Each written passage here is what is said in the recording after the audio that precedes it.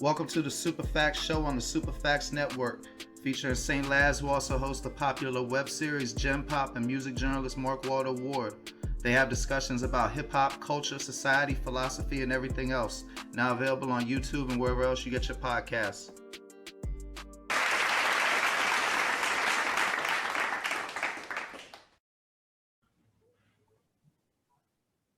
What up, world? It's your boy Mark Walter Ward, Nick Parrow in the rooms and Zooms. How you doing today, brother? Pretty good, man. Looking forward to this Euros. Well, at least one of us is. I tried with the soccer, bro, but before we even get into that, I gotta tell us, man. We're gonna get back to the coaching thing. Nick was saying something before that I was like, man, we gotta start this because he was making some very high intelligence points. But I remember when I told you I ain't like soccer because I thought it'd be better without a goalie because like people don't score enough. And I remember you told me you need to watch this South American soccer league, man. Motherfuckers be having feathers in their hair and mohawks and shit. You remember telling me about that shit? Vaguely. Man, I remember you pulled one up, and damn if there wasn't a motherfucker with like a pink mohawk and like parrot feathers hanging out that shit. And he was like trying to cross people and shit. And I was like, yeah, soccer should be like that. Shit was like so different than because like I'm ignorant as shit about soccer, but like if you get an advantage, oftentimes you just play to like keep the advantage, right? Like you stop trying to score and shit. Exactly. Well, there's different styles. I mean, it's more to that, but typically, especially in these tournaments where it's like 3 games and you could be out. Yeah, you score a goal and it's like lock it down. Let's keep the lead, and then because all you need is 1-0. You got 3 points, same as being 5-0. I mean, I appreciate the pragmatism, but that's kind of anathema to my general spirit. It is, and yeah. No, I get what you're saying. I think the big thing with these like country tournaments is it's like the country pride. You know what I mean? It's like the Olympics for the U.S. or. I mean, yeah, like I said, I can see why you want to maintain a victory, but like I'm one of the people that likes showboating. Like I like Trae Young shishing the Knicks. Other people. Then you like Brazil because they're out.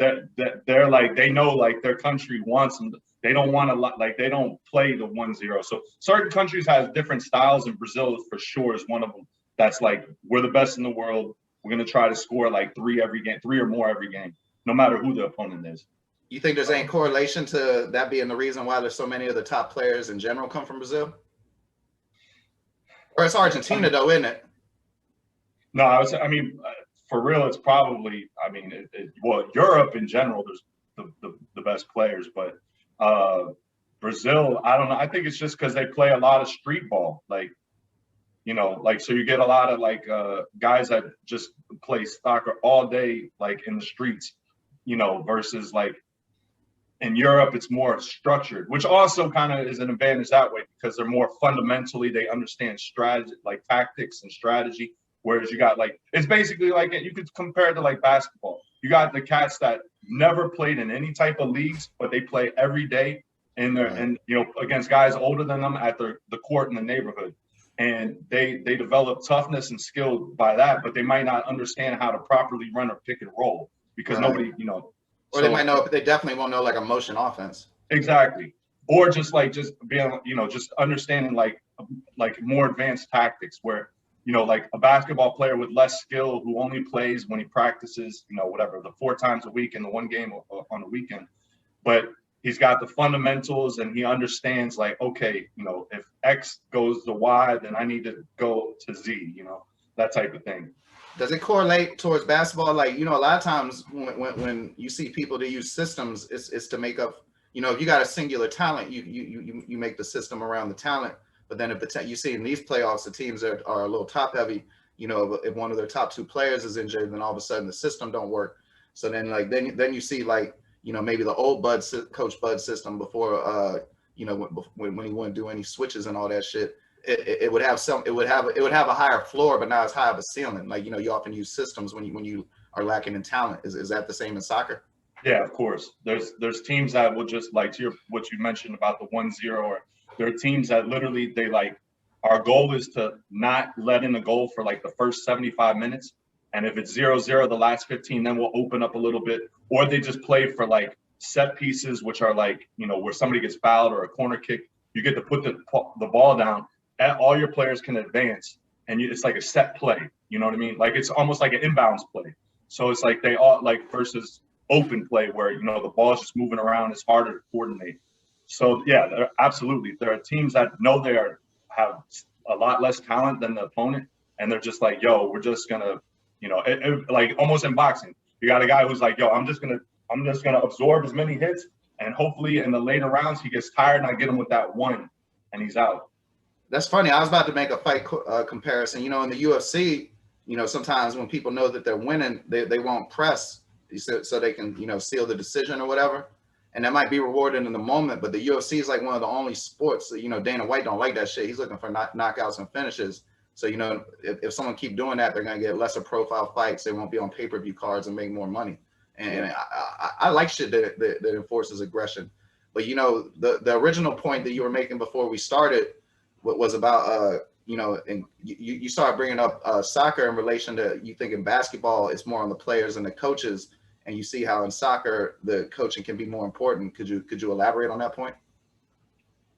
Yeah, well, I mean, basically, I think, so we were talking about before we got on was, you know, like talking heads bashing a coach for like, you know, a team losing, like all, and, you know, sometimes it is valid points, but I feel like in a sport like basketball where it's 5v5, you got, you know, usually 1-2 guys that are like your alphas.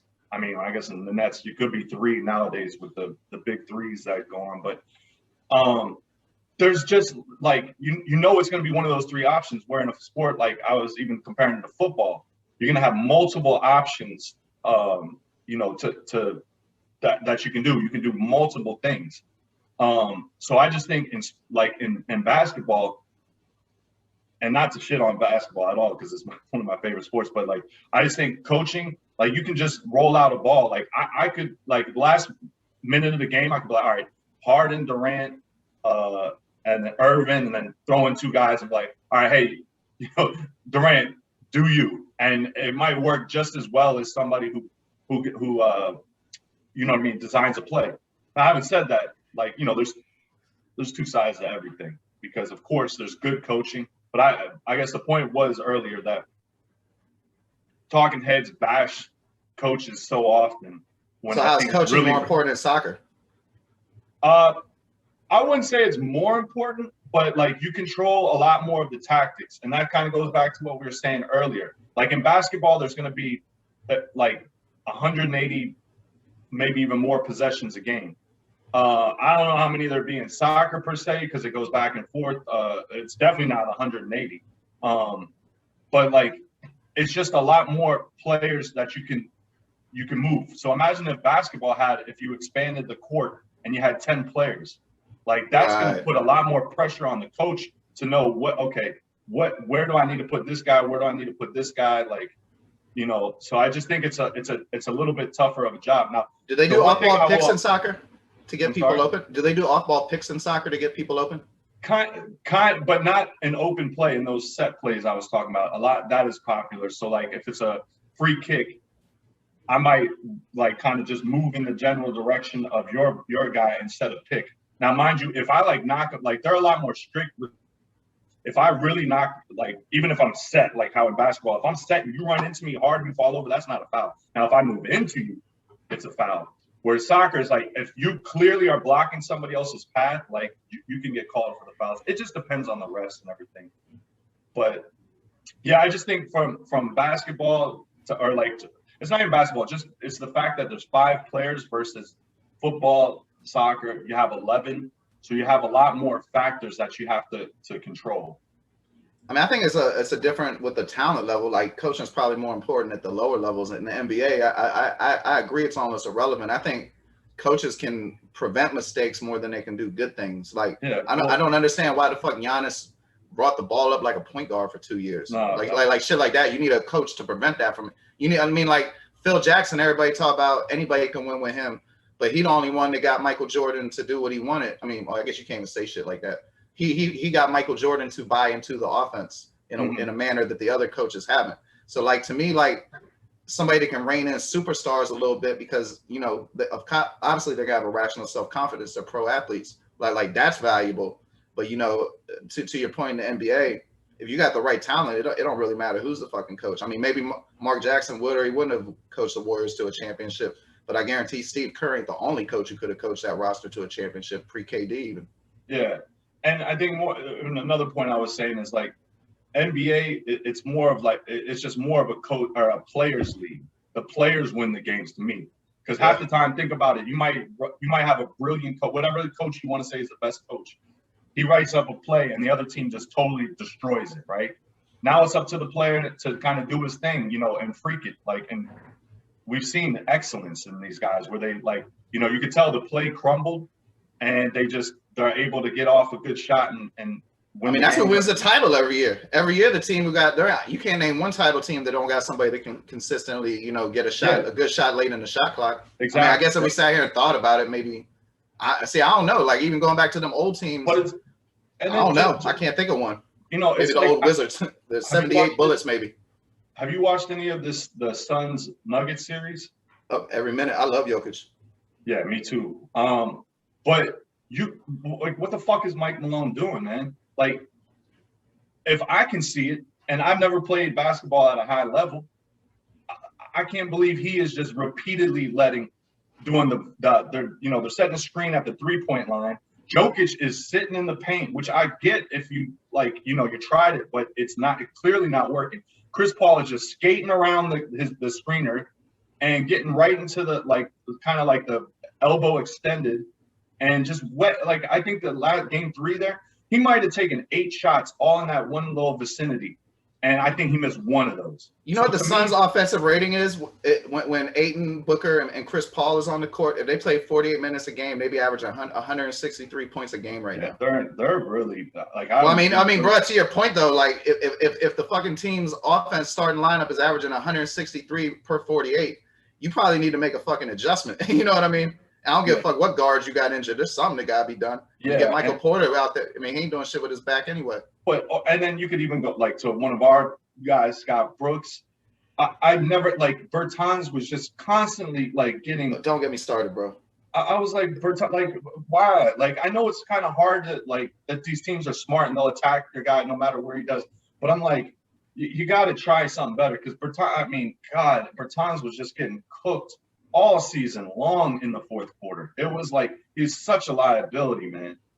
Gosh, I know it was a different free agency period, but watching this guy Bojan Bogdanovic, we had him that year. Traded away the pick, and then I hated that shit. Ugh. Because you could tell homeboy wasn't coming back to the Wizards. Yeah. I mean, we didn't have the money to sign him because of the fucking what's the French center? Jan Mahimi. Jan Mahimi contract screwed us. But what a shame. Ernie Grunfeld screwed our life, bro. Yeah, I know. And then, before that Wes Unseld, I like this Tommy Shepard guy so far. Yeah, and because you're gonna win in the margins. You know what I mean? He's finding shit in the margins like Garrison Matthew. Yeah, there's one thing I hope though. Honestly, I like Scott Brooks. I don't know if they've announced anything, but I hope they don't re-sign him. And then if the Nets, which I do think they're gonna do, the Nets will beat the Bucks. I know that's nothing controversial. I think if the Bucks don't beat the Nets, Bud is getting fired. Matter of fact, if the Bucks don't make it to the finals, Bud's getting fired, in my opinion. He's gone. And I just hope that is not a coach that the Wizards go after because it is mind-boggling to me. You got an MVP on your team, and I know in the regular season they were killing teams, but even now, how is Giannis not playing 40+ minutes every game? He babysits them too much, man. How's he not the starting center? How's he not the starting center? Other than N.B.A, he's the best center in the East. He would have to be. Yeah, I have hated his coaching, man. And I'll tell you what, I'm not impressed with Tyronn Lue either. I'm like that is almost the definition of a coach that I felt like he just rolled the ball out, and it's like. What's his big coaching move? He told LeBron to shut the fuck up one time, and Blatt wouldn't. That seems to be the biggest, but I mean the biggest milestone on Scott Brooks' resume to me is that he was Charles Barkley's roommate. I can't think of shit he accomplished as a coach except making KD not want to come back. Maybe that was Russ, but he allowed that environment to foster. However you want to look at it. Shit, I hope the Wizards get Darvin Ham, so at least we got a coach that broke the backboard. You know, I'm not opposed to that. I just want the Wizards to change from, and I know it's going to be tough with Bradley Beal and Westbrook in your team, but they need to get some defensive steel, because they're just always just going to be a first round. Maybe they'll win the first round playoff game team. They need to get some defensive steel. They have no, like, I don't know if I feel like I heard Pat Beverly's going to be a free agent. That would be an interesting signing but they need like some. Oh, nah, that ain't gonna happen, bro. Russell Westbrook. I know with Westbrook, I know, but I thought, hey, who knows, man? You know, weirder shit has happened with guys. True. You know, as I saw, speaking of the Suns, somebody brought up an old tweet when Devin Booker scored 70 on the Celtics, whatever it is, a couple years back. Yeah. I don't know if Jay Crowder was on the Celtics then, but he like, you know, Devin was bragging about the 70. They do the whole, like, the fake Wilt joint holding up the 70, a piece of paper with the 70, and all his teammates around him, like, celebrating. He's like, y'all clowns, Jay Crowder, like, comments. He's like, y'all clowns celebrating a loss. So, I mean, I know that's not the same type of hatred as Beverly and Westbrook have for each other. But, hey, man, Westbrook wants to win. So I think he put aside any grievances, unless, you know, the guy, like, I mean, I know the Wizards ain't gonna win a championship, so I like having Westbrook because at least they're entertaining to watch. Yeah, I agree. Because I mean, there's been mad years where they weren't. You know, and like basically in my life, if Gilbert Arenas wasn't playing and maybe a little bit of Jordan, for the most part, the Wizards ain't been too entertaining. I mean, there was some highlights with John Wall, but just as like entertaining basketball, I mean, the Rod Strickland, Chris Webber, George Murison teams was entertaining, but it's been mad years with just boring ass 15. Well, and I think we've talked about before the Gilbert Arenas years were fun, man. Oh, I loved it. Like, Gilbert Arenas alone was just like pure entertainment. Oh yeah, bro, I love them motherfucking teams. He was about to. We talked about it too. He's about 10 years too early, man. This would have been his, like, you know, if he was in this era. And I mean, it's hard even because he's, you know, he just stopped. Well, I don't know when he retired, because he after the gun incident is pretty much when I feel like his career just hit the brakes. And God, what is that? Is that 10 years now? It's a minute. Yeah, so I guess you could argue that was a different era, or like different decade, we'll just call it. But yeah, if he was in this decade and the basketball that's been being played in the last like 5 years, man, I think he'd be shot. Like, this is where he belonged. He belonged in this era. I mean, he was a legitimate rival to LeBron. You know, like, people forget that shit, but he was more of a rival to LeBron for a few years than Carmelo or anyone else. But you know, one thing I'm curious about, I see that Miami, the Heat behind you. You still like the Wizards better than the Heat, or like if a Heat game and the Wizards on, what you watching? The Wizards all day. Okay. And you know, well, it's funny. And you know what? Why another reason that I cut the cable, you know, as I think almost everybody's done nowadays, is and I got League Pass, so I can watch all the games in the NBA except for Miami, because I live here, right. And they black out all the home games. So unless it's nationally televised, I ain't gonna lie. Then I got a VPN. So I can you know, change my IP address to a different location and make it look like I'm in California. And I mean, don't feel bad, bro. Shit, you buy tickets at least. It's not illegal. 5 times. You buy tickets at least 5 times a year. So shit. I mean, the blackouts is because they're not sold out games, right? No, it's just because you can't watch. Like, you have to watch on the. I forget. Oh, the region. It's that regional shit. Regional, Yeah, the RSNs. Yeah, I don't understand that. There's some issue with them. That shit's over my head. So yeah, exactly. So yeah. So but anyways, even if I did have the option, it would be the Wizards all day. It's always going to be Washington for me. I don't care if I spend the rest of my life in this city. They'll be secondary team. It's kind of like how I feel like my dad feels about, you know, he grew up in Boston and then spent pretty much after college all his years in Washington, D.C.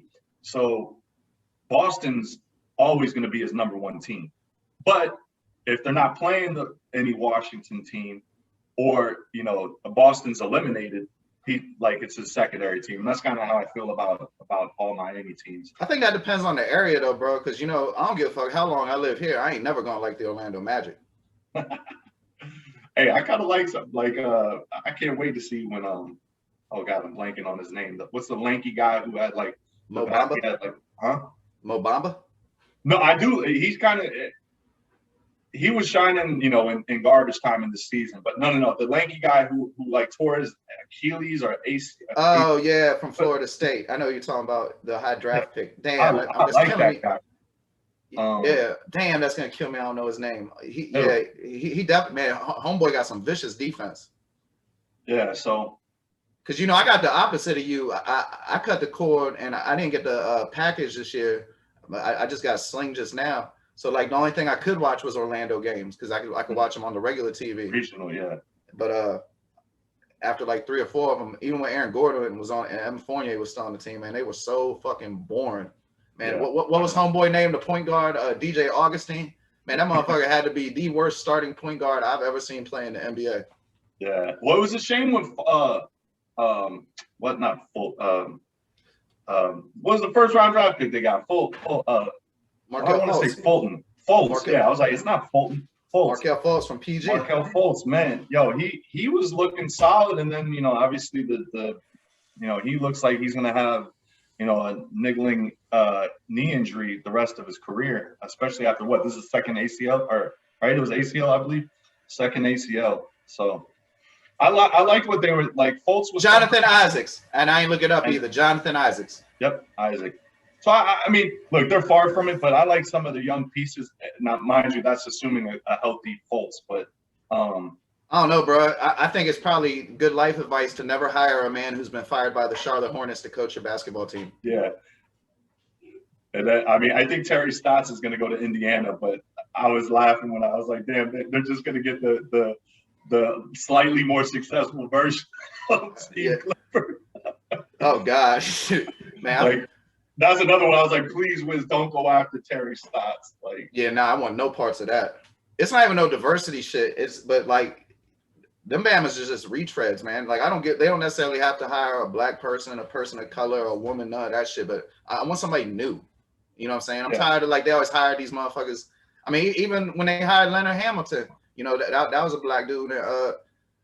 They always hire these people that don't have success, and they've been proven to not have success in the pros. I mean, he's a great college coach, but name one Wizards coach. I guess Eddie Jordan did a little all right. But name one Wizards coach that ever like really exceeded expectations to you. Eddie Jordan, and that's about it. And maybe, but then all of a sudden, Whitman. I didn't expect anything from him. And you know what? That's a good point. His biggest move too was when in the playoffs, with the year we had Paul Pierce, when he started playing Paul Pierce as a small ball 4 or maybe even 5. I can't remember what it was, but he started playing like Pierce as a small ball guy, and I feel like that caught teams by surprise, like, or at least whoever we played in the first round that year. That was like a brilliant coaching move that he hadn't shown all season, and he waited to the playoffs, and I always give him props for that. So yeah, Whitman, like I would just say, because I just thought he was going to be a regular old coach. So him and Eddie Jordan would be two guys that I think, I definitely think Eddie Jordan exceeded expectations, and then Whitman to a certain extent. Just that one season, I thought he was that little trick in the playoffs was good. Bro, do you know how much it hurts my heart that one of the 10 best Wizards moments I've ever seen involves fucking Paul Pierce? Would he call game? Yeah. Right. If you call bank, I call game. That shit fucking kills me. I was thinking about, talking about notable sayings to totally change the subject. I was thinking about you the other day. I was watching that Mike Tyson shit. And, they had a little 2-part documentary. Uh-huh. And they ain't do the two things came to mind that was notable, like when we used to be like around the time we was around each other in Virginia daily. The Lennox Lewis press conference where he's talking about eating the kids. They ain't bring that up. Yeah. But I know you remember the joke where he was like, it's spinal. Yeah, it's spinal. Yeah. Yeah, I thought for sure they bring that up in the doc. Well, I don't know. I wanted to see that shit. That was like the most hilarious Mike Tyson joke ever. Probably because he wasn't even trying to be tough or funny. But the Lennox Lewis shit, I don't know if you remember that shit. He was like, you a fag white boy? I fuck you, white boy. You proper ass white boy. Yo, speaking of Mike Tyson, I on the radio the other day, I heard the old Cannabis song, where I guess he's going at LL Cool J. I forget. Second round knockout, yeah. Yeah, and Mike Tyson is, you got to eat. Like, he has a little, like in between verses, he says shit about him. He's like, yeah. I mean, probably not on Spotify. I forgot about that song. Probably not on Spotify or nothing, but at the time, that shit said featuring Mike Tyson. Oh, yeah? Yeah, like if you watch the video with it. I remember motherfuckers used to think Cannabis was gonna be nice. Like after that shit, he joined the Marines and went to Desert Storm and all that. Or I don't know about Desert. Obviously, he didn't go to Desert Storm, but he went to Iraq or Afghanistan or something. Shame. Yeah, like after that shit, like after like 3 albums that he joined one of the services. Now you probably get a campus feature for like $1,000. Bro, there's some I ain't gonna say no names because I don't want to embarrass nobody, but there's some old rappers that I like that had like feature prices that was real low, and I just copped a jump. I still got some of them shits. Oh yeah. Yeah, I'm just like, yeah, I got me an original. They have like a website for that, like you just like the cameo shit, but like they got it for verses, and you can just go and I know people, you know, like you. I mean, I'm not trying to be pretentious, but usually, especially like anybody who's more well known, you know, I'm dealing with them through a conduit. Like there's a middle person, like, you know, people like picking up my calls. Like, you know, I just interviewed this kid from Def Jam, Bobby Sessions. You should check him out. He dope as shit. He was in like a Marvel comic, Black Panther comic, and all that shit. And Bobby Sessions ain't responding to me on Instagram or nothing. You know, that's through Def Jam or through an employee of Def Jam. You know what I'm saying? So, you know, every now and then that the same person that's running that will also be dealing with Artist X, and they'll be like, Artist X got features. And, you know, somebody that we both like, I'll tell you off camera, was selling them for 200. And I had mad instrumentals on my computer. I was like, shit, I might as well get a personal song for 200. So the dude was like, what's the concept? And I said, being precise like a marksman.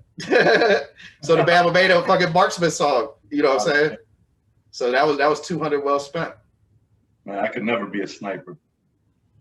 Why is that? Being still for so long? I know that's an inside joke like shit. Remember I know you weren't with that trip, but anyways, one time I was coming back from a skiing trip from Maine back down to DC, and we got stuck in New York City traffic on a Friday, and mad frustrating. So like by the time the traffic cleared, we got through the city.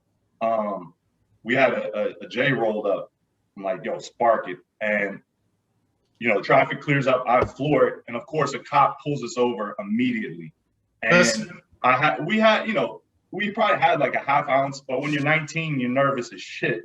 And, you know, cop pulls over, and I wasn't even driving, actually. I was in the passenger, but he came to the passenger. So I'm like, I like hand him my ID, and I'm like shaking like this. And he's like, why are you shaking so much? And I was like, yo, I'm not a steady person. I could never be a sniper. And that got like, that got him good. Like the cop was just like, looked at me funny. He was like, okay, he took my stuff. But you know what I mean? So I looked nervous for a second. I'm like, oh shit, this guy's gonna be like, why is this guy, you know, I recovered with the sniper comment. I don't know what the fuck to say to that. I could never be a sniper. Oh shit, man, I'll be thinking about that shit for a minute. All right, bro. Well, look, you know, we ain't gonna take too much, but you know, since this is our first official episode, anybody hearing this, we're gonna keep doing this. We'll let y'all know how frequently. You know, I fell out with you over, not fell out like we had an argument or nothing, but knowing what you watch with sports and all that. You know, we touch base about basketball every now and then. Or are you still? There ain't no way you ain't still no super NFL fan. I take it. Super, yeah, of course. That's like that's your favorite. Really, I always thought that was your favorite. But you react to Redskins more viscerally than anything else. Basketball and soccer are neck and neck for my number one attention. Then football is actually like just about a half a step down. Because, and you know what? It's for me. It's fantasy really does it. Like, you know, I play a lot of fantasy sports, and you know, especially the daily stuff. So there's always an intrigue, and that keeps my interest. And plus, yeah, it's still, hey, it's. I like this, like the, you know, it's a quick 17. Well, I shouldn't say quick, but it feels quick. Season, yeah. So I still, and then the Washington had a good season last year, so yeah, I'm still an NFL guy. Well, I know I've seen you react more, like you. Yeah, but those around me, you broke more shit about the Redskins or losing the Xbox game than anything else. Yeah. Like I ain't never seen. Well, maybe probably because the Wizards were never really that good when we were around each other. Maybe they've been playing for something. I would have seen that shit. Yeah. Yeah, I think all the losing with all these sports, like you know, I barely get up or down. I feel like anymore. So.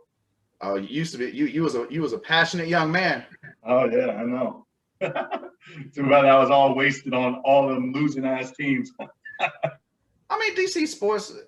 I mean, we saw Maryland win the title. You know, yeah. RG3 wasn't like. I like that team, and I followed them for sure for those the Steve Blake and I was about to call him Steve Francis. Juan Dixon, Juan Chris Dixon, Wilcox, Lonnie Baxter. So that team, like that's about all I can name. Can you name a fifth? Oh, Byron, no, not Maxwell. What was it? There was a Byron. the small forward was. Yeah. You named the starting. Yeah, you got 4 of the 5. I think Wilcox was coming off the bench though, wasn't he? Yeah, I think that for the championship squad. Yeah, I don't remember who the forward was, but they had Lonnie Baxter, the light skinned cat from PG. I don't remember the center. Oh, I thought he was a center. Or maybe he was. You know. But yeah. Anyway, but I would like that. That wasn't like I was more of a Georgetown thing. Me too. I still fuck with Maryland, but I was more of a Georgetown guy. Well, I mean, Big East used to be. I mean, Allen Iverson, Steph Marbury, Ray Allen. The Big East used to be the shit. Yeah, but I wasn't repping for the league. You know, I mean, there was part of me that liked the league, but that wasn't like, you know, I get, you know, it's like when you pick your team and then, you know, you kind of backing them with your emotions. It's hard. I don't back the whole league. Did one of your parents go to Georgetown? Both of them did. And then it's closer for you. It was way easier for us in Virginia to get to a Georgetown game than a Maryland game. A Maryland game would be like a hike. Yeah. But I saw, bro, when they changed the conferences, that shit like bittered me. Like and then when it stopped being like I stopped watching college football when the players. This might be too old for you. You remember a cat that was on Florida State named Ampley? No. Man, he was so vicious. It was like my favorite player. And homeboy was like a 4th round pick to the Vikings and played like 3 games in the NFL. So then I stopped liking the shit because everybody I liked wouldn't be good, and then all the people that be good in the NFL would be people I never heard of. Mm-hmm. And so I stopped watching college back because I like to continue watching the growth, the narrative, and all that shit. So like when they stopped the conferences, it's like I had so much invested to all these years of Big East and ACC, and now Maryland and the Big Ten playing Indiana and shit. And I mean, it could be some old brain shit, but that shit just rubbed me the wrong way. And I started falling off with college. Like I went back to college to watch, you know, all the fuss about Lonzo Ball. So I watched the game against De'Aaron Fox, which, you know, I guess his mom had the stroke, but he didn't play good. So it seemed like every time something gets built up in college, by the time I watch it, like I turn on Zion Williamson and he fucks his shoe up and all that shit. You know, I did get to see Trae Young. You know, Trae Young was vicious in college, but most of the part, or they'd be like Jimmer Fredette or some shit. You know what I mean? So I watch a lot of Chinese basketball legend. Oh, I was about to say I watch a lot of that foreign shit. Like I love the Chinese basketball league. I thought you said porn shit at first. No, sorry, foreign shit. My bad. Sorry. Yeah, but like FIBA Cups, the Chinese league, the European league, like all that shit be better than college basketball to me. And if you got ESPN Plus, you got mad access to international basketball. Yeah, I haven't. Bro, I was watching Luka way before he was drafted. Huh? I was watching Luka way before he was drafted. Yeah. That World Cup they won, he was on a team with Dragic, and I always liked Dragic. And when the Suns and shit, and he was easily the best player. And I see them like deferring to this dude, and he like 17, you know what I mean? And going Dragic sitting there deferring to him at the end of the game. I'm like, damn. Yeah. And he was smoking fools. Like it's ridiculous. He ain't get drafted. I'm glad the Wizards ain't have a pick, so I'd be mad that they passed him over. And it's funny because a friend of ours hit me up and he's like, "Yo, you want to be depressed? Go look at the Wizards like last 20 years of drafting." And he was like, "So many foreign players." And I was like, "What do you mean so many foreign players?" I was like, the top 3 of the top 5 are all foreign. Yeah, like, you're getting the wrong ones. Yeah, well, exactly. We were getting the wrong ones, but like I don't know. I guess like maybe the way I took it, he's like, "Oh, we're going after these foreign guys." I'm like, the foreigners like are some of the like, you know, there's almost like good for the Spurs, didn't it? Yeah. Exactly. But yeah, I would say for me, Jokic, Luka, and Giannis are top 5. You know, I'm not saying in which order, like, and yeah, N.B.A. I mean, I think he's definitely foreign. I'm not going to say he's not, but he did go to college in the U.S. where the other guys didn't. Right? Yeah, no, Giannis didn't. Yeah, you're right. So you're right. He is foreign, and I would classify him that, but I think he's a little bit different because he went to school in the U.S. What was that one? He was probably 1 and done on that, maybe 2 years. Yeah, I never even heard him when he was at Kansas. I never even heard him when he was at Kansas. Yeah. D. Roach, I didn't even know who he was when he got drafted. I didn't know who he was like the first 2 years. He was just somebody sitting down all the time. I know. I thought that shit was crazy. Like, do you think that process shit worked?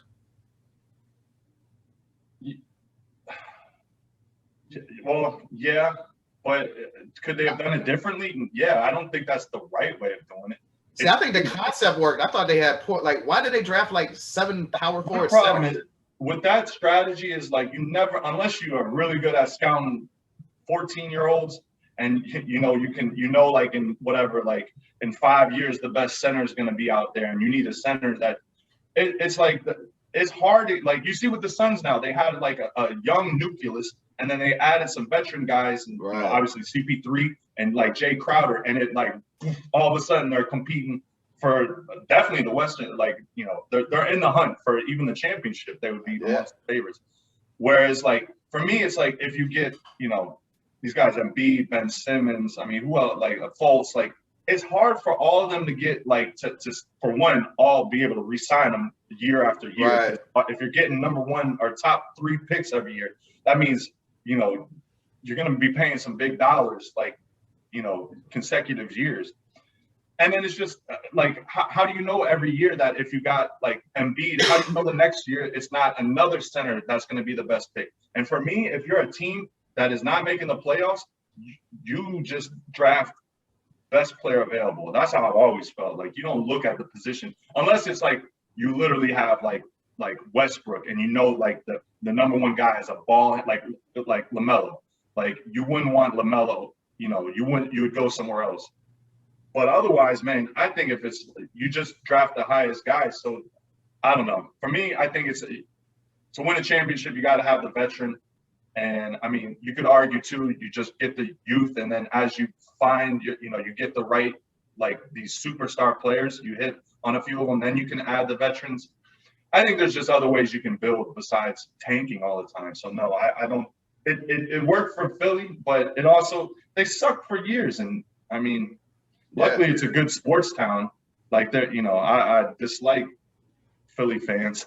Yeah. But they're a sports town. If one thing, they're passionate about their sports. So they might not be yelling and screaming as much when they're like 20 and 62, but once they get good, they're gonna come back out in force. So I like Philly fans. I mean, to be real with you, I like fans that I dislike. I'd much rather have fans I dislike than fans I like, unless it's for like Hey, I got a clear-cut reasons. Team I'm rooting against every time. What's that? Philly. It's easy for me. I got, like, if they're in the playoffs, easy.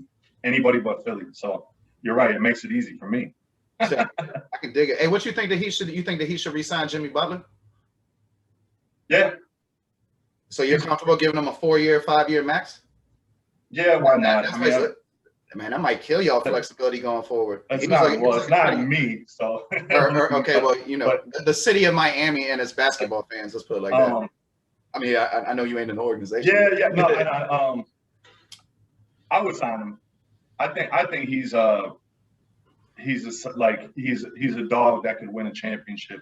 Should he be the number 1 option? No. So will he be the number 1 option on a championship team? I don't ever think so. So if you think he's going to be your number 1, then don't spend it. But I mean, Pat Riley's always been able to free situations, and I just don't think you let him walk. Yeah. And to be honest, I like Jimmy Butler's a player I like, but he's definitely not this guy. Like I said, I don't think he's a championship caliber player. Let's say he signs for the max, and he needs to be like the Scottie Pippen, basically. He's a Scottie Pippen type guy. You put him with like KD, him and KD could win a championship if they got another solid 3 around him. You know what I mean? Yeah. Like, that's how I look at Butler. He's a good second option guy. I mean, because anybody who plays like a dog is always going to be could be on the Nick Parrow team. Word. Nah, I definitely love the way Jimmy Butler play. I love that Minnesota practice shit. That made me like him a lot more. Hey, let me ask you this though. Let's say he signs for the max, right?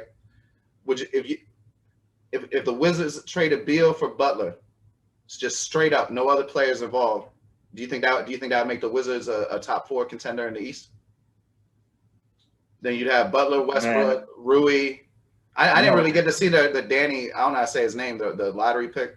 God, F.I.B.A. I like him, yo. I ain't getting to see much of him. I like what I saw though. He's a man, and I think I won't even get into it because I got a whole tangent on that. But it's interesting. My initial reaction when you say that is I'm not giving up Beal, but Jimmy. Now I put Beal up a couple levels on scoring over Oh, Jimmy. definitely. But man, Jimmy gives you here the Bill Simmons, as we were talking about before reference. I would put Jimmy for sure. He should be like probably a second team all N.B.A. defensive player, maybe even first team. I haven't made my list or anything, but I would definitely, he should be in the argument for a top 10 defensive player. So you're definitely, while you're stepping down in offense, you're clearly stepping up in offense or defense, and you're adding some leadership to the squad. And then Westbrook and that's Butler, imagine how hard they play. Yeah. Like who's lazy on that team?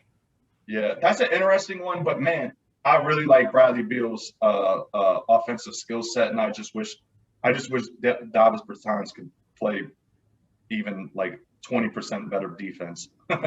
See, I like Beal, but I'm of the opinion that we should get rid of him because I don't think we're ever going to be able to actualize anything while he's in his prime. Yeah. And if Simmons was on the table, I would take Simmons for Beal. I like how Simmons is flawed. Like if they built the right team around him, like Simmons would be way better without Embiid. Simmons to me is top 5, probably top 3 defensive N.B.A. Yeah, and facilitator, orchestrator. Like you talking about getting a shot at the end of the shot. Like one thing people don't talk about, he can't shoot threes, right? You know he had the most assists on threes of any player in the NBA. So he actually generates as many 3-pointers as Stephen Curry. Like literally, look up the advanced stats. That's an interesting one, man. And like the problem is for me, my fandomness doesn't want to give up on Beal. So I'm a little like I feel like whatever I say. So you might want to see him go win somewhere. If we got justly compensated, because I don't think Beal's gonna get no title and walk. I don't see the path. Yeah, I don't know. I'd rather I guess just because of the talent we drafted him, I kind of like to see us try to build around him rather than. See, I just don't think it's gonna be possible with Westbrook's contract. And then I don't know if he got like. No, you got a point because if he gonna wait around, but look, I think he gonna get mad at some point and be like, I'm sick of this shit. I'm blinded by my fandom, but you're probably right with this. With what I was saying too, my initial point was with the Wizards, they need to add defensive grit, and by going after Simmons or Butler, that would take them up, defensively immediately. So it's like to me, the offense would take a little step down, but the defense would take a much bigger step up. So logically, it might make sense, but I'd rather just try to hope you can get some cheap free agents, some veteran minimum guys that can add that element to the team. I mean, I can't believe Austin Rivers was sitting on the couch at the end of the season. I don't see how Austin Rivers want to help the Wizards. Man, don't. Yeah, I don't know. I'm not an Austin Rivers guy, man. Oh, I mean, he is somewhat annoying, but he's definitely belongs in the NBA. I can't believe that he wasn't in the NBA. Yeah, that's just insane. You know what? He's like the definition of boom or bust for me. He like when he's hitting, you're like, wow, this guy is like, how is he not, starter? How was he, in street clothes for half the season? But then when he's not hitting, you're like, what? Yo, coach, yank him. Like, why is this man shoot a fadeaway? Oh my God! From the corner with 17 seconds on the shot clock. Yeah, I know what you mean. I mean, his defense is like he tries hard, which half the time that's what I feel like. All you need to do in the NBA is try hard, because some of these motherfuckers don't even try hard. I'm still disgusted with how people, in general, switch screens so easily. They don't even screen no more. They just crisscross, and then the guys switch, and it bugs the hell out of me. I know it's like flag football, bro. I was noticing that shit myself. Somebody was saying watch Steph Curry when he don't got the ball this year because he's doing shit he ain't done before. So I was paying attention to that, right? On a couple games. I know it's exactly what you were saying. It was like watching, them little high school all-star football teams where they got flags and I think it's like 7-on-7 or some shit. Mm-hmm. It looked just like that, like how they're not allowed to block. Like exactly. Accept the block. They set the exactly. Yeah, that's bullshit. It really bugs me, man. Like some teams do it better than others, but I'm just always baffled that I'm like, you guys know they want to get X player, like your worst defensive player on their best offensive player. Why are you letting that happen without fighting at least? I don't know. I mean, I think What's it's the like, flip side of that though? What do you love the most? Like me, I love a chase down block more than anything. what you're saying, like a play? Yeah, because like you hate that. Like I hate the lack of. I like, let's say ball denial. I hate the lack of ball denial. But you know, one thing I love is a chase down block. So I'm curious, like what's something you Yeah. love? Oh man. I don't. I'd have to think about that. But yeah, I mean, chase down blocks are dope. Man, I just like like kind of like the teams that can run these plays like over and over again, and they got different like little aspects. Like even like you can go back to John Stockton and Malone, the pick and roll that everybody knew they were going to run 70 times a game, and they still couldn't stop it. Or like the years Golden State had their years going to the finals where they would run that play where Draymond would set the screen, like the high screen, and then either Curry could go to the hoop, or if they stepped off them, they could shoot, or he could lay it off to Green, and he'd have basically a 2-on-1 and could kick it out to Klay Thompson in the corner, who'd be wide open. Like that play was like Harden does the same type of play where it's like it's just mastery of like some basic ass shit that no matter what the defense do, he got something. No, exactly. You're in a bad situation. Do you let them get the easy layup to avoid the three, or do you just hope that they have a bad day shooting? That type of stuff is always like fascinating to me. And that's why I was like bringing up the point with Malone, because Mike Malone with the Nuggets, I mean the Suns were just hammering them with those screens, and they just never changed their like. They were being successful every time, yet they weren't doing anything about it. So I just kind of like that X and O's type stuff right there. Me too. I mean, they used to say the Spurs were boring. I never thought the Spurs were boring. I mean, I know this is a controversial opinion, but I don't think Kobe Bryant's a top 10 player. I don't think he was ever the best player in the NBA. And I think while he was playing, Tim Duncan had a better career. Yeah. I know you're not supposed to say that shit, but more MVPs, more first team all defense. I mean, by any metric, he's more successful.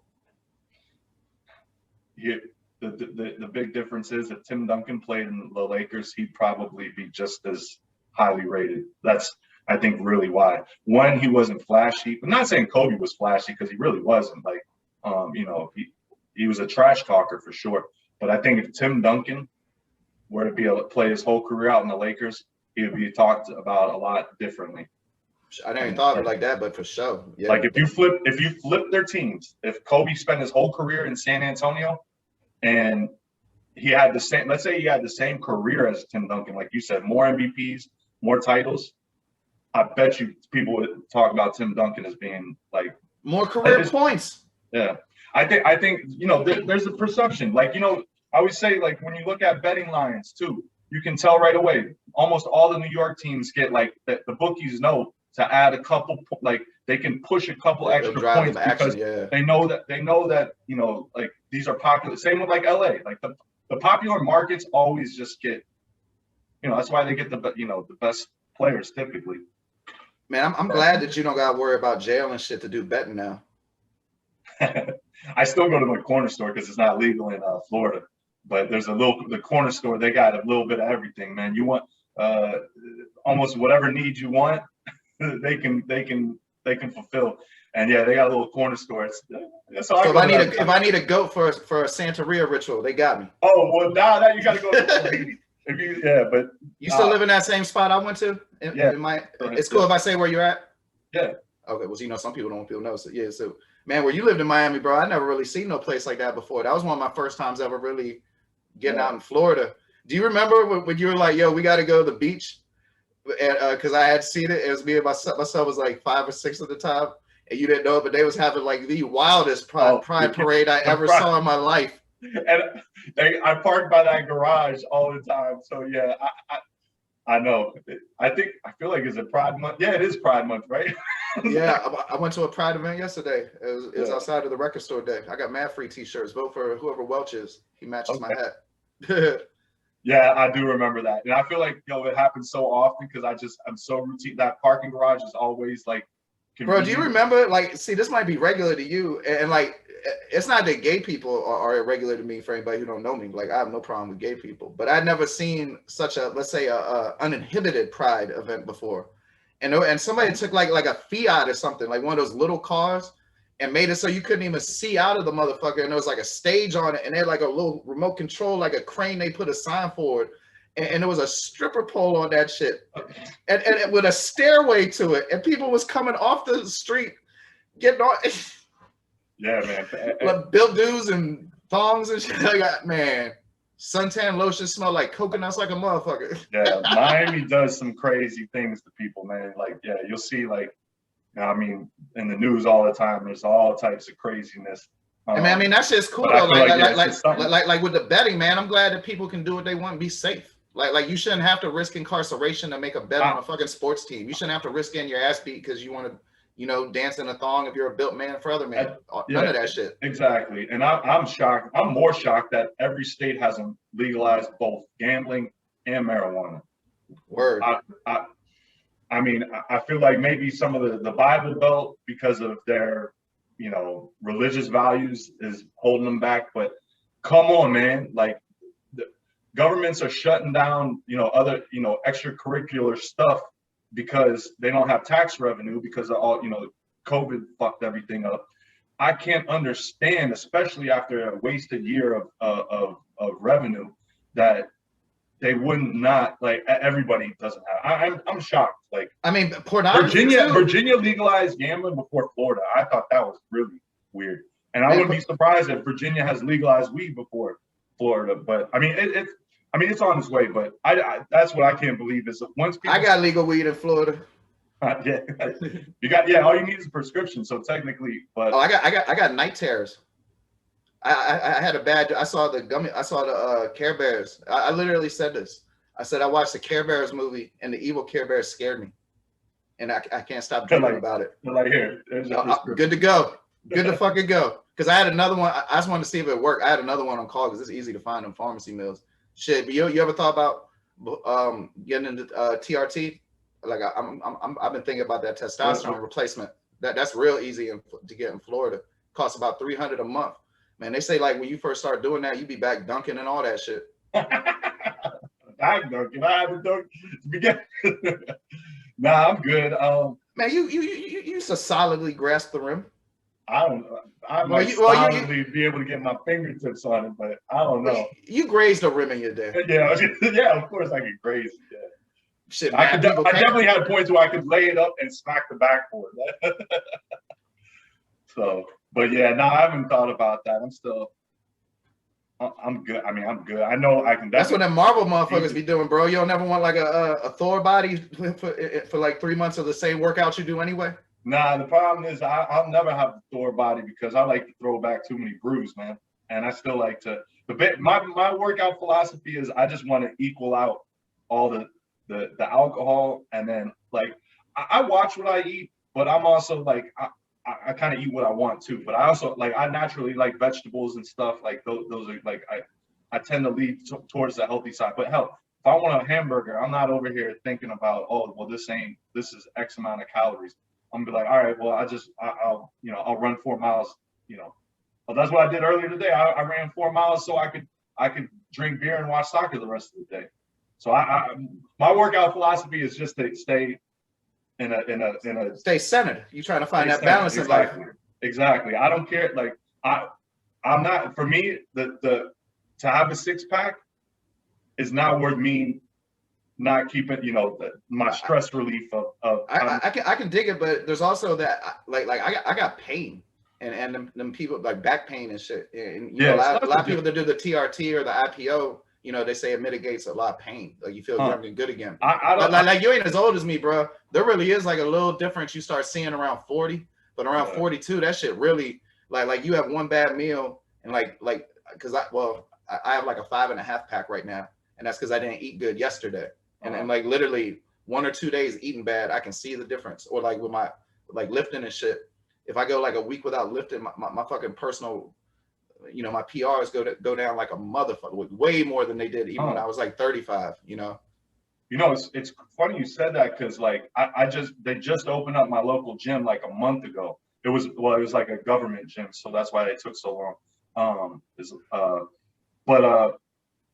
I hit the weight bench, so I hadn't done a bench press for over a year.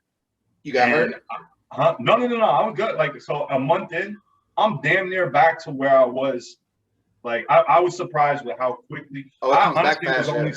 I mean, I was doing a lot of push-ups and stuff here, and I got weights, but like, I would, You don't the got most I squat can, racks and back. I know what you mean. yeah, the most I can put on them dumbbells is probably like 55 pounds on each side. So like, whatever, and but I was surprised. Like, I'm already like, yo, I gotta like, I'm already, I'm sick. But that happens whenever like you get into work. Like, I was working out, but just not with weights. So you get like, it's like that beginner stage. You start going up like this real fast, and then you Right. start leveling off, and then you got to start finding other, like, you got to start challenging yourself to get sore again. I know you're working out. Man, Guys. you know what happened to me when the gym opened back up? I do, man, the most underutilized shit is farmers carries. And I was doing farmers carries with 45s. Yeah. You just carry, maintain good posture, don't be leaning your neck forward and all that shit. And I hadn't done it for, like when the pandemic for however long gyms were closed in Florida. And I thought that shit was real regular, right? So I go in there, like it was easy to me. Like at no point was it ever hard, but because like you said, I didn't get to use no heavy weights. First day I go back in there, I do farmers carries, man. I still got a rip back muscle from that shit. Oh. And I feel it's like that older shit, like I don't feel that would have happened I know it wouldn't have happened when I was 25. Yeah. And then, this shit been going for a minute. So I want to finish it out with, where are you at with combat sports? Do you watch boxing, UFC? And what do you think about the celebrity fighting shit? It's funny you say that because I just watched Lamar Odom versus Aaron Carter. Thank you. And that shit was hilarious, dude. I was on a YouTube binge last night. I fell in the YouTube rabbit hole last night, and my homie I was hanging out with was like, yo, pull this video up, and I was laughing so hard.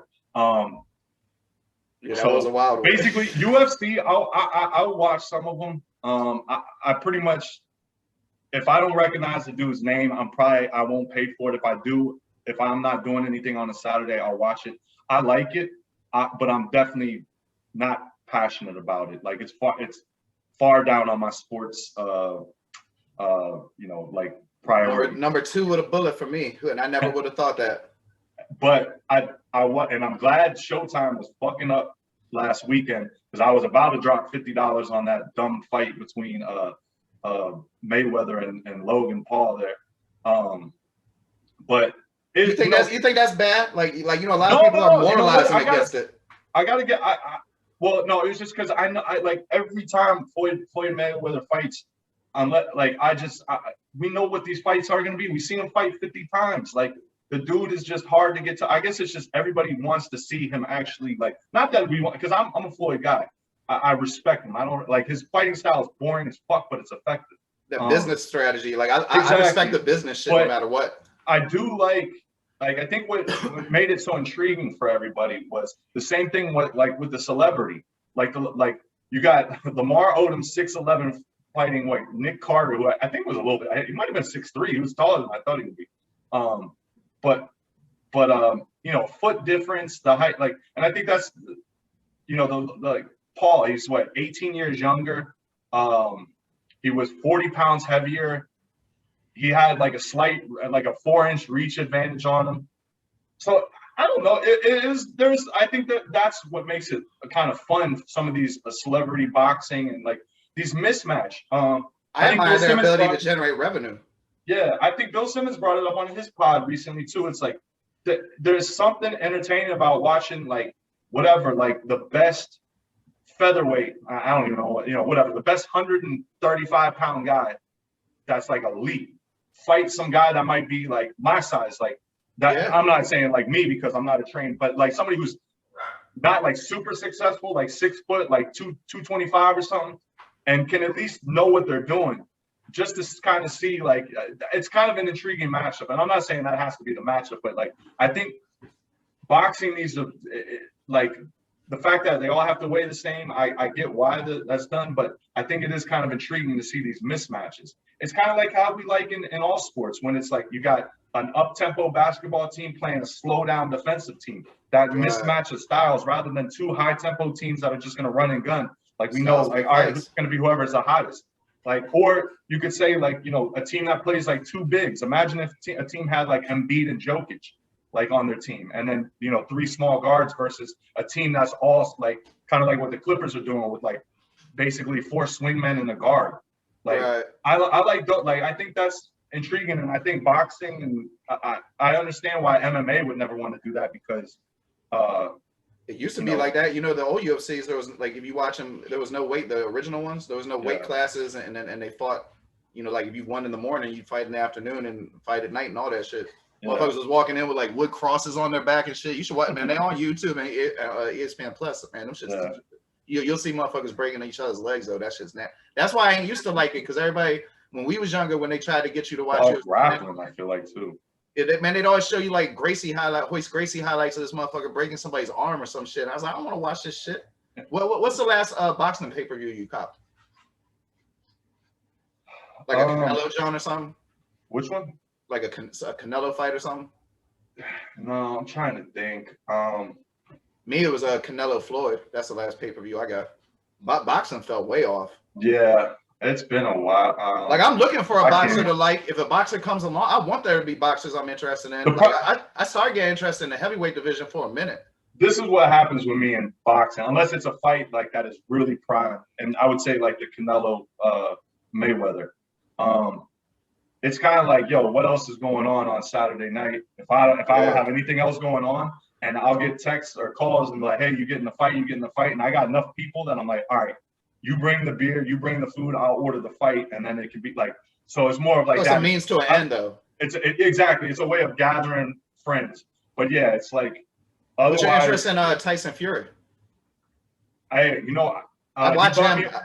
He bought me a shot in Nice, France, in 2018 at the Euros. I was in France. England was playing. Fuck if I remember, but England was playing there, and in that city. And he walked. I was upstairs in this bar, and all of a sudden you could hear like the whole fucking place shaking. People were singing. Tyson Fury bought 100 shots for, like, he had a band of English people there. So I go downstairs and they were literally chanting something like, take one and pass it back. And they're just like handing shots out. I was like, okay. So he didn't buy it specifically for me, but I was in the same bar. Bought it. He bought out the bar, yeah. And a funny story too. I hope, well, whatever. I don't think this will get back to it, and it really was his brother. I met this American out there and he had a tree. And you could only find hash out there, and I wasn't really I'll smoke it if I have to, but I'd rather smoke tree. That should make me nauseous. I don't like hash like that either. So the American was just in Amsterdam, so he had a bunch of tree on him, and Fury's brother or cousin or something came running up to him, and was like, "Yo, let me get your number because we're gonna need to cop some shit from you." And he told me later that they hit him up, and he didn't smoke with Tyson Fury. He definitely, part of his camp purchased some from him. So I think that's pretty accepted that combat sport athletes use marijuana for. Well, then I think like literally medicinal was when the coke thing. Remember, he had the ban for cocaine. That was like right after that. He had a coke ban. But no, I fuck with Fury. I like his style, man. You know what? That was probably the last fight I purchased when he fought the what was the Wilder, Deontay Wilder. Yeah, Wilder. Yeah. And most of the people I was with wanted Wilder to win because I think it was like the American versus the Brit factor. It's more of a national pride thing than an actual caring who fought. But like, that guy's a technician, man. He reminds me of Jokic. It's like you look at him, you're like, this guy's not a baller, but he is. He's a technician, man. So I mean, that defense, man, it's just incredible. That head movement and shit like that. I'll watch Fury fights for sure. I can't think of a better place to end it than getting a shot from Tyson Fury. But I gotta ask you one thing before we go. I was talking to my wife about. Do you remember when we went to a party at the George Mason rugby team house? Those were some fun times, man. Did they really sing a song? Like, I couldn't quite remember it, but it was something like.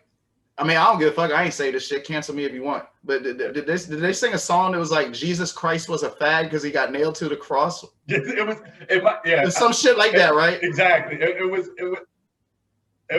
was definitely disparaging about Jesus, but it was comedic at the same time. It was definitely because he got nailed to the cross. Yeah, I remember that was like the hook to everything. Like they kept saying like everybody had to like do their Jesus did this. because he got nailed to and like they went around like Yeah. they're freestyling that shit or something. No, exactly. No, that happened. Man, I ain't never seen nothing like that. Man. You remember they would drink beer out of their cleats? Yeah, I forgot. They would pour beer into their cleats and drink it out of there. They do group headbutts. Like what they call that shit a scrum. They was doing. Remember they tried to teach us how to do a scrum and shit. You know, one thing as crazy, they were on some crazy, you know, white boy shit, but those guys were they didn't know us for shit, and they were welcoming. Everybody there was just out to have a good time, and I don't care how, you know, as long as you're not harming other people or being like obviously like racist or you know, just hurting other people. Yo, if you're just out having a good time, like I can never hate on that, and they were welcoming. So I mean, it's about intent. It's about intent with me with words. Like it's what you mean behind them. Like bro, they were good human beings. Like that's the one thing I remember. I remember like, man, those people were so like non-judgmental because like, you know, we ain't gonna say nobody's names because we don't know they're down with that. But the people with us, including myself, we definitely were very visually striking, and we did not fit in with the crowd. No, we were, and like the quote unquote like. Like popular Abercrombie motherfuckers that was like the popular people in their high school. We go to them type of parties and they wouldn't like us. You know what I mean? Exactly. No, and that's exactly right. That's what I said. I don't care if you're welcoming and you're just having a good time. You're always going to be good people to me, and those guys absolutely were. Where it's like you're right.